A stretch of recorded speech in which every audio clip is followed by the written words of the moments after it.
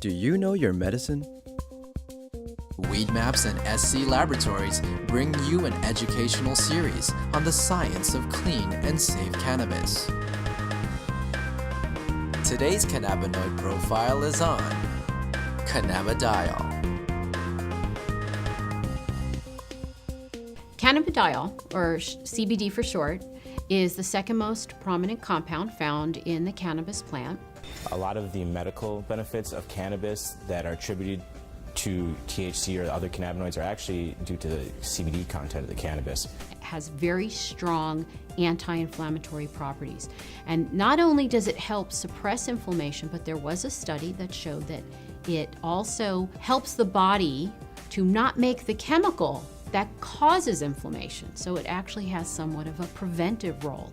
Cannabidiol has also been found to have anticonvulsant properties in that it can reduce the seizure threshold for a number of patients. I've had my own patients who have said that once they started using CBD-rich strains, they have found that they have had less episodes of their seizures. CBD is synthesized in the plant through the same pathways as THC, CBC. It starts out as geranyl pyrophosphate and aliphtolic acid. Those two compounds join together through an enzyme-catalyzed reaction. Cannagibberellic acid, CBGA, is the starting material for CBDA, THCA, and CBCA. So CBDA synthase, if it's found in large enough amounts, will take this cannagibberellic acid and make it into cannabidiol carboxylic acid, which is CBDA. CBDA is CBD with a carboxylic acid attached to it. Now, with heat or through time, this carboxylic acid will naturally release from the compound as it is very unstable and become CBD. This process right here, where we lose this carboxylic acid, happens at about 80 degrees Celsius. A number of studies were done where they actually gave patients an overdose of THC to see what would happen when they then added CBD. And CBD completely turned around the negative effects of an overdose of THC without changing the levels of THC in the blood. So that means that CBD exerts its own medicinal, just doesn't reverse THC, it actually has its own medicinal properties. CBD has been found to cause cancer cells to what we call commit suicide while preserving the normal cells.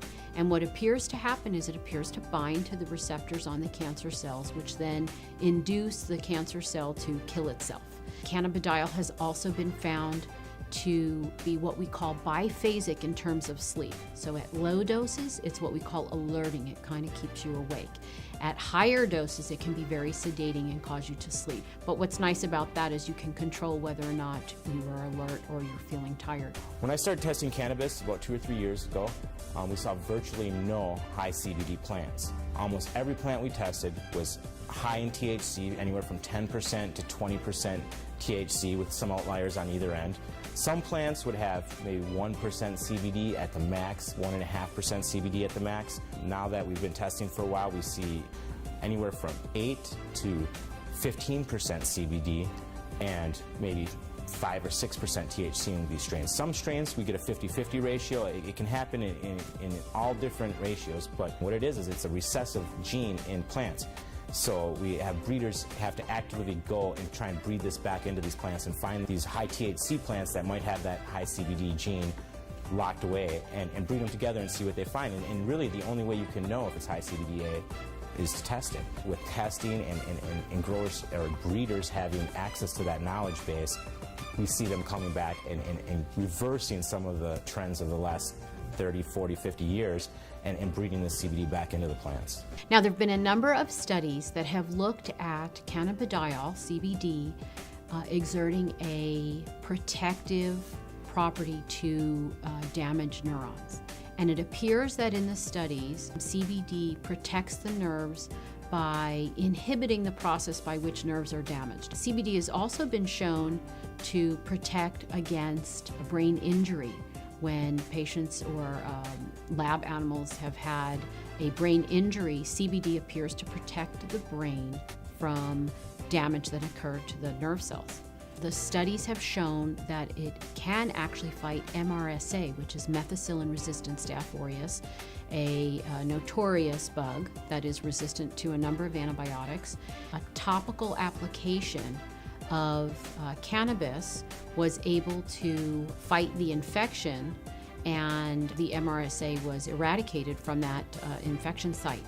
SC Labs tests for CBD with a high-performance liquid chromatograph, also known as an HPLC.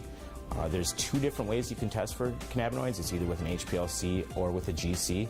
If you hear of someone testing with other methods, it's probably not a scientifically validated method.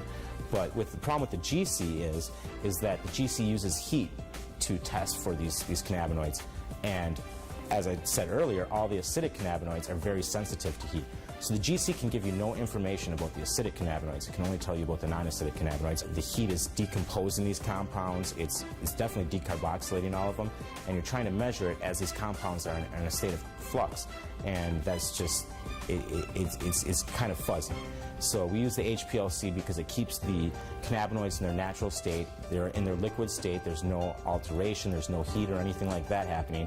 And so we get a much more accurate and a much more realistic picture of what's actually in the sample that we're testing.